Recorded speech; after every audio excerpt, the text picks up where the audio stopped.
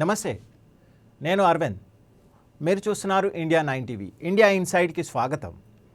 Iran యుద్ధంలో America, Israel తన 5వ తరం ఫైటర్ జెట్లను భారీ స్థాయిలో ఉపయోగించాయి. ఈ ఫైటర్ జెట్లు అసలు శక్తి వాటి స్టెల్త్ టెక్నాలజీస్, అడ్వాన్స్డ్ సెన్సర్లోనే ఉంది. అందుకే అవి ఇరాన్ ఎయిర్ డిఫెన్స్ సిస్టమ్ను తప్పించుకొని శత్రు భూభాగంలోకి చొరబడి దాడులు చేయగలుగుతున్నాయి. ఇప్పుడు భారత్ కూడా పూర్తిగా స్వదేశీ సాంకేతికతో మేడ్ ఇన్ ఇండియా 5వ తరం ఫైటర్ జెట్లను తయారు చేస్తోంది.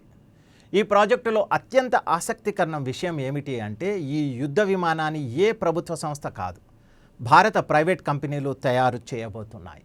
ఈ ఫైటర్ జెట్ల పేరు advanced medium combat air craft, అంటే AMCA, AMCA. ఇందుకోసం ప్రభుత్వ రంగ సంస్థ హిందుస్థాన్ ఏరోనాటికల్ లిమిటెడ్ HALను పక్కన పెట్టారు.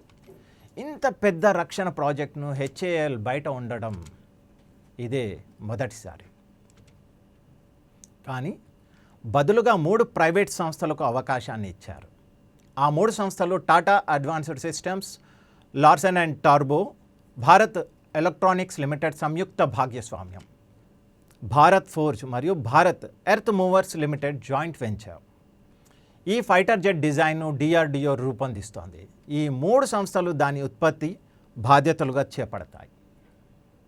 ప్రభుత్వం ఇప్పటికే ఈ కంపెనీలకు రిక్వెస్ట్ ఫర్ ప్రపోజల్ జారీ చేసింది. అంటే యుద్ధ విమానం తయారీ సంబంధించిన వారి ప్రణాళిక, గడువు, టెక్నాలజీ రోడ్ మ్యాప్ను సమర్పించాలి అని. మొదటగా ఈ విమానానికి ప్రోటోటైప్ తయారు చేస్తారు. అంటే ఇది ఒక ప్రారంభ నమూనా. అది అన్ని పరీక్షల్లో విజయవంతమైతేనే భారీ స్థాయిలో ఉత్పత్తి ప్రారంభమవుతుంది.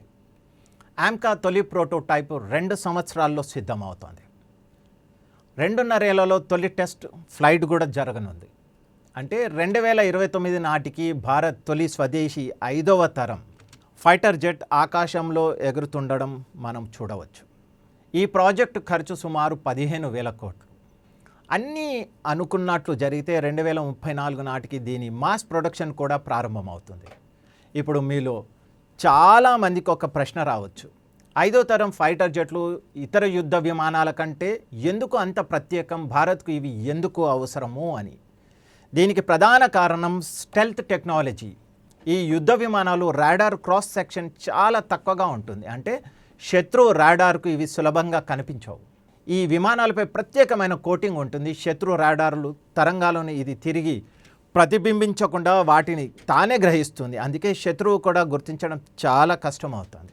నేటి యుద్ధాల్లో ఫైటర్ జెట్లకు అత్యంత పెద్ద సవాలు ఏమిటంటే, శత్రు రాడార్కు చిక్కకుండా శత్రు భూభాగంలోకి ప్రవేశించడం. ఒక్కసారి రాడార్ గుర్తిస్తే శత్రు క్షిపణులతో ఆ విమానాన్ని కూల్చేసేస్తారు.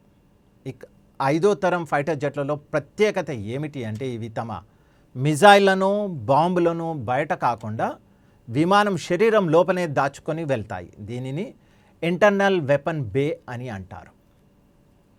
పాత తరం యుద్ధ విమానాల్లో అయితే ఆయుధాల రెక్కల కింద బయట కనిపిస్తాయి. ఫోటోలు చూస్తేనే ఏ ఫైటర్ జెట్ ఏ ఆయుధాలు తీసుకొని వెళ్తుందో ఈజీగా అర్థమయ్యేది అప్పుడు. కానీ 5వ తరం యుద్ధ విమానాల్లో ఆయుధాలు పూర్తిగా దాచిపెట్టబడి ఉంటాయి. ఇందులో మరో కీలక ఫ్యూచర్ సూపర్ క్రూజ్. దీనివలన ఈ విమానాలు శబ్ద వేగం కంటే 2 వేగంతో ప్రయాణించగలవు. అంటే అంత వేగంతో కూడా ఇంధన వినియోగం చాలా తక్కువగా ఉంటుంది. ఇక అత్యంత ప్రమాదకరమైన టెక్నాలజీ ఏమిటి అంటే మ్యాన్డ్ అన్మ్యాన్డ్ టీమింగ్.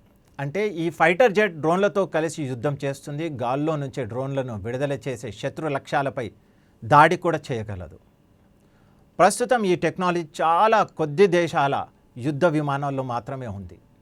ఈ అన్ని ప్రత్యేకతల వల్ల 5వ తరం ఫైటర్ జెట్లను ఫ్లయింగ్ సూపర్ కంప్యూటర్స్ అని కూడా అంటారు. ప్రస్తుతం ప్రపంచంలోని కేవలం 3 దేశాలకే స్వదేశీ 5వ తర యుద్ధ విమానాలు ఉన్నాయి. America, China, Russia. America, China, Russia. ఇప్పుడు భారత్ కూడా ఈ క్లబ్లో చేరే దిశగా ముందుకు వెళ్తోంది. ఇక దక్షిణ కొరియా, టర్కీ కూడా తమ 5వ తరం ఫైటర్ జెట్లను అభివృద్ధి చేస్తున్నాయి. ఇప్పుడు భారత వాయుసేన వద్ద 4వ తరం 4.5 తరం యుద్ధ విమానాలు ఉన్నాయి. కానీ 5వ తరం ఫైటర్ జెట్ ఒక్కటి కూడా లేదు. మన వద్ద ప్రస్తుతం అత్యాధునిక ఫైటర్ జెట్ రాఫెల్ 4.5 జనరేషన్ యుద్ధ విమానం. దీని బలం advanced radar, electronic warfare system, దీర్ఘ శ్రేణి క్షిపణి. దాని తర్వాత మన దగ్గర ఉన్నది సుకోయ్ 30 MKI, నెక్స్ట్ తేజస్ మార్క్ 1, ఇంకోటి మార్క్ 1A కూడా 4.5 జనరేషన్ ఫైటర్లలో ఉండే జెట్. ఇవి మల్టీ రోల్ విమానాలు, అంటే గాల్లోనూ నేలపైన కూడా దాడులు చేయగలవు. అలాగే MiG-29, మిరాజ్ 2000 వంటి 4వ తరం యుద్ధ విమానాలు కూడా ఉన్నాయి.